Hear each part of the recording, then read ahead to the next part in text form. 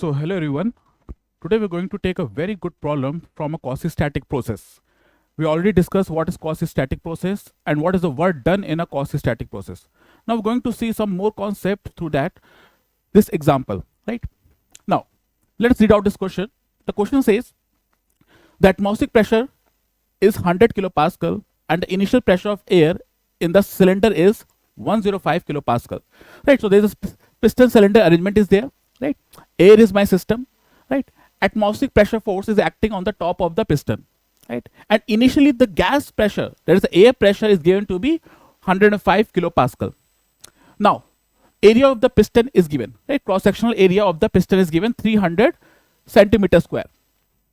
Now heat is now added and the piston moves slowly. Now this is very important keyword, slowly. Slowly means quasi-statically, right? So the piston moves slowly from its initial position, that is this one position, until it reaches the stops, right? So slowly moves from its initial position until it reaches the stops. So it reaches the stops means at state 3.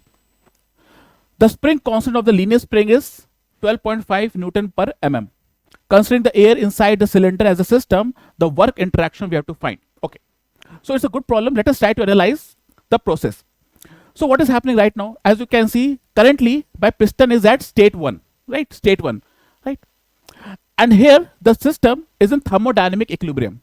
What is thermodynamic equilibrium? Means the system is having thermal equilibrium, right? It is having mechanical equilibrium as well as chemical equilibrium also. So let us write or let us understand what is my mechanical equilibrium equation at this condition. So I have drawn free body diagram of the piston at state 1.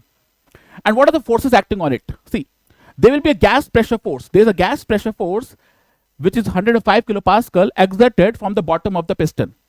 There will be an atmospheric pressure force 100 kilopascal acting on the top of the piston. Now you see, gas pressure force is more than the atmospheric pressure force. It means my piston cannot be in this equilibrium condition under these two pressure only, right? Otherwise what should happen? The piston should move up. But at this state 1, my piston is totally static, totally at equilibrium, right? It means somewhere question wants to assume that there is a weight of the piston also, which is acting downward, right? So there will be a pressure exerted by the weight of the piston, right? And then all together will be equal to the gas pressure force. So here weight will be also acting of the piston. Now atmospheric pressure force plus weight is equal to gas pressure force. Now my system will be in mechanical equilibrium condition.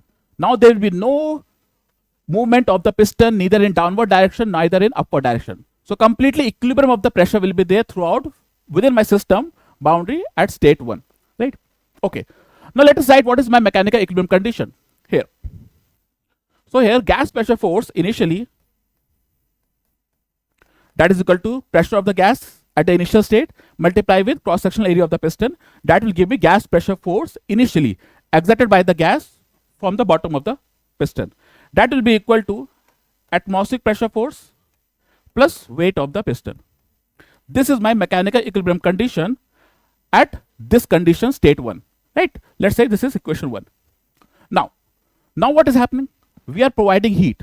We are basically energizing the system. This heat will go to the molecules. Molecules will get some energy and they can perform some work. They can lift the piston upward. But how? Slowly, quasi-statically. And remember what essence I gave you about quasi-static process. System at any instant will be in equilibrium with all the forces from the surrounding, right? It means this gas pressure force will be equal to all the resistance force at any instant of time, right? Then only it will be in quasi-static equilibrium. Now you can see when my piston will move up from 1 to 2, just before it touch the spring,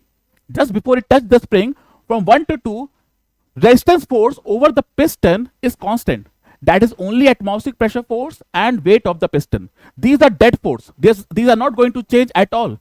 So resistance force, these two resistance force from 1 to 2 piston travel, these will not change. When these resistance force will not change, so gas pressure force will be also not changing. So 1 to 2 should be a constant pressure process, constant pressure process. So let us draw parallelly in the PV diagram also.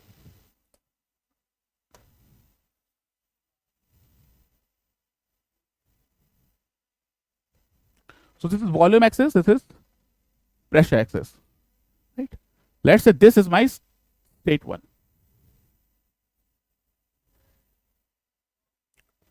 So gas will expand from initial state to the state 2, but maintaining constant pressure. Why constant pressure? Because resistance force is not changing. So gas pressure force will also not change to make my quasi-static process, right? Because that's the basic essence of the quasi-equilibrium process, right? Gas pressure force should be always in equilibrium with the surrounding resistance or surrounding forces, right? Okay. So 1 to 2 is a constant pressure forces, right? And the initial pressure is also given 100 kilopascal of the gas. So this is 100 kilopascal, 105 kilopascal, right? So let's say this is in kilopascal, right? And this volume is in meter cube, right? And this is my V1 and this is my V2. So we got to know what is happening in 1 to 2 process, right? 1 to 2 is a constant pressure process. Now what happens? As soon my piston will move up slightly, it will start to compress the spring also, right? It will start to compress the spring slowly. As the piston will move up, my spring will also get compressed, right? So there will be a spring force extra coming on top of the piston. So let us try to see FBD, free body diagram of the piston between 2 to 3. Between 2 to 3 piston travel, right? So this is my piston. We're considering between 2 to 3. 2 to 3 state. 2 to 3 state. The journey we are considering over here, right? Now, here is some gas pressure force. They will be there. Let's say any gas pressure force is there at any instant of time between 2 to 3 state, right? What are the resistance force acting on the top of the piston? There's a one atmospheric pressure force. Right? There's a weight of the piston also. These are not changing. These are always acting. Now we will have some spring force also. Spring is getting compressed. So spring will apply some downward force also on the top of the piston. So there will be a spring force. Spring force will come over here, right? Now you see, as the piston is moving upward, spring will start to get compressed. And see, it's a linear spring. It's a linear spring, right? So linear spring means this force is directly proportional to elongation or compression or change in length of the spring, right? Raised to power 1, right? So linear spring is there. Force is directly proportional to the compression or elongation, right? Right. So this is what is the linear spring is all about. Now, as this piston will move up, there will be a compression, right? There will be a compression of the spring. Parallelly, what will happen? Spring force will also rise. Spring force will also rise. So you can understand this is variable. Between 2 to 3, this is variable. This spring force will keep on changing. Rather, it will increase only. Right? As you're compressing more and more, spring forces keep on increasing. So this is varying. This is continuously varying. From 2 to 3 continuously, the spring force will vary. Rather, it will increase only. And how it will increase? Linearly. X raised to power 1 is there. So it will vary linearly. Very linearly. Right? Now you see, apply your quasi-static condition. From 2 to 3, you can see the resistance force is changing. Why so? Spring force. Spring force is a resistance force acting on the top of the piston, and it is keep on changing. It is keep on increasing. These two are constants.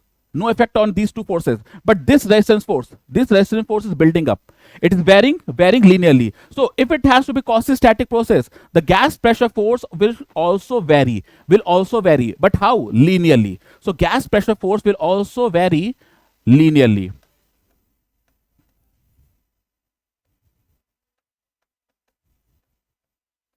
Right?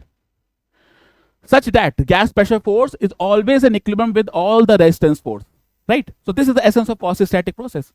Now you see, gas pressure force will increase linearly because spring force is increasing linearly. So on my PV diagram, the volume will increase from 2 to 3, pressure will also increase from 2 to 3. So from here I have the increment in the pressure like this. This is your state 2. State here 2 to 3. Right? So 2 to 3 we have a linearly increment of the pressure. Right? Now let us draw the free body diagram at state 3 now. State 3.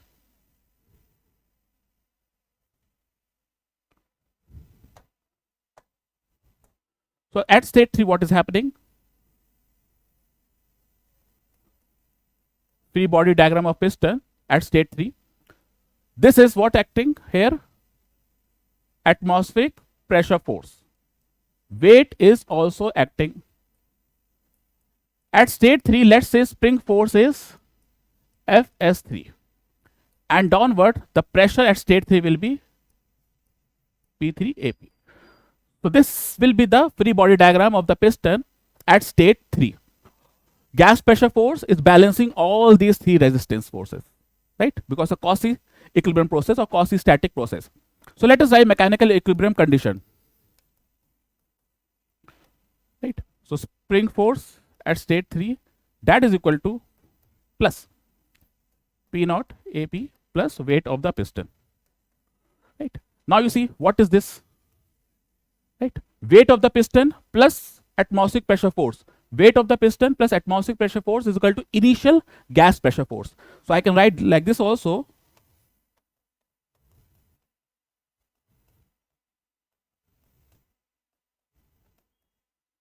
Right?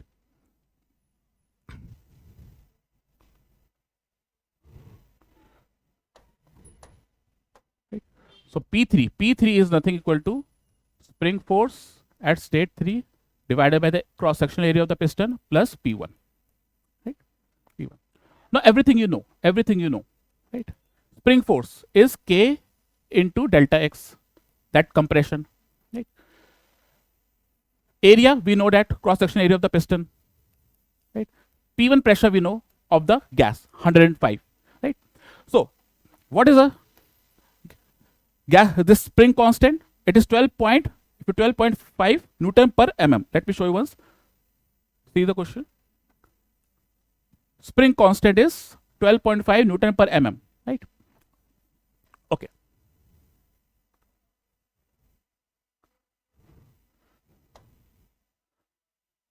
So 12.5 Newton per mm is there. And what is the compression? 8 centimeter compression was there. So 0.08 meter. Right? Now I have to convert into meter. Newton per mm is there. 1 mm is equal to 10 to the power minus 3 meter. So I have to divide with 10 to the power minus 3. Right? This will be area.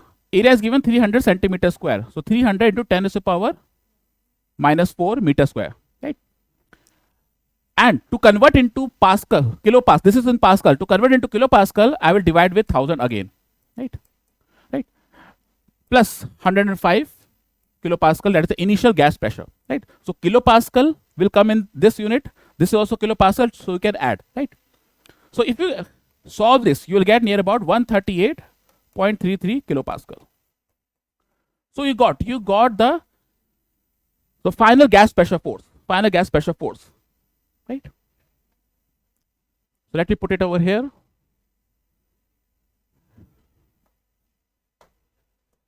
So this is 138 point.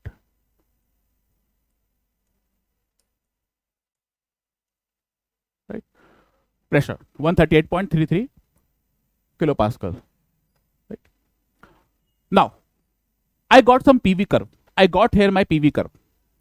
And it's very easy to calculate the work transfer when you know the PV curve exactly. And you can see it's a very special figure we are getting.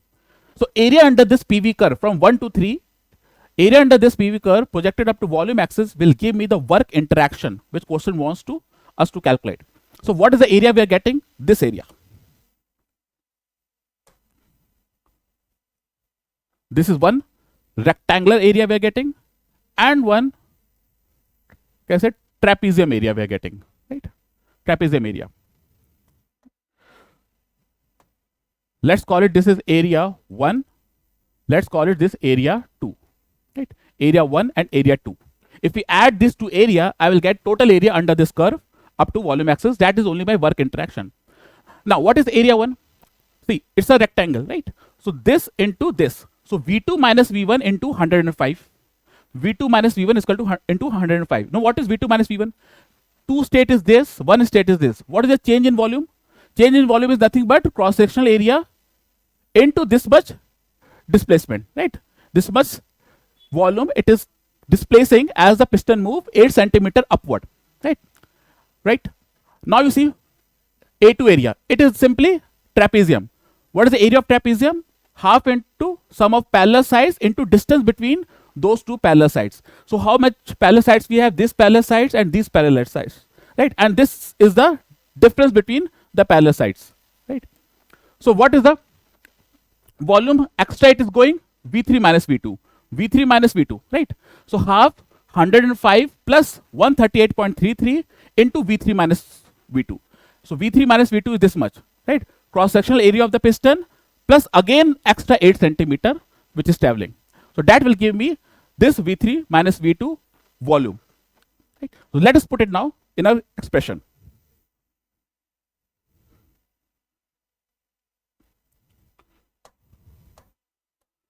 So work total is nothing but A1 plus A2 area, right? This is nothing but equal to 105 kilopascal, right? Into 300 into 10 to the power minus 4. That is the cross-sectional area into how much displacement? 8 centimeter, 0.08 meter, right? So this is the area of per rectangle plus trapezium area, half into sum of parallel sides 105 plus 138.33 into V3 minus V2. That is again I am writing here 300 into 10 to the power minus 4 into 0.08 meter. So this total area if you calculate, you will answer you will come 0.44, right, 39 something in kilojoule, because you have kept pressure in kilopascal, so in kilojoule it will come.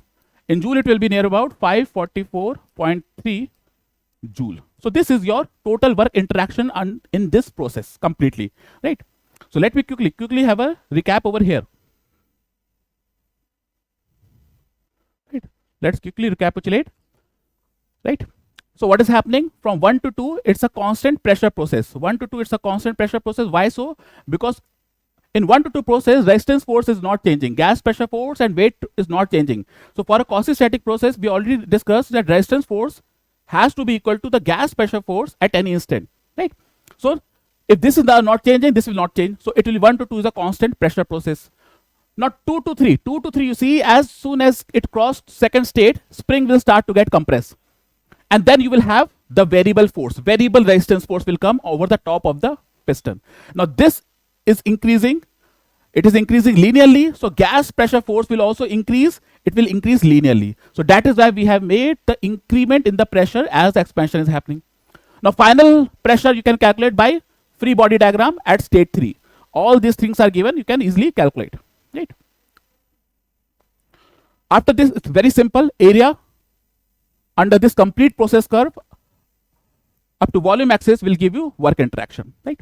So this is a very good question which basically involves student to understand what actually the process is going on and to apply the quasi-static conditions, right? And also they are checking the graphical interpretation of this process, right? Okay, so this was one of the good questions asked in GATE. We'll see more of such questions. I hope you have learned something from here. If you have any discussion to be done, please comment here. We'll see what need to be answered, right? Thank you everyone. I hope you have enjoyed.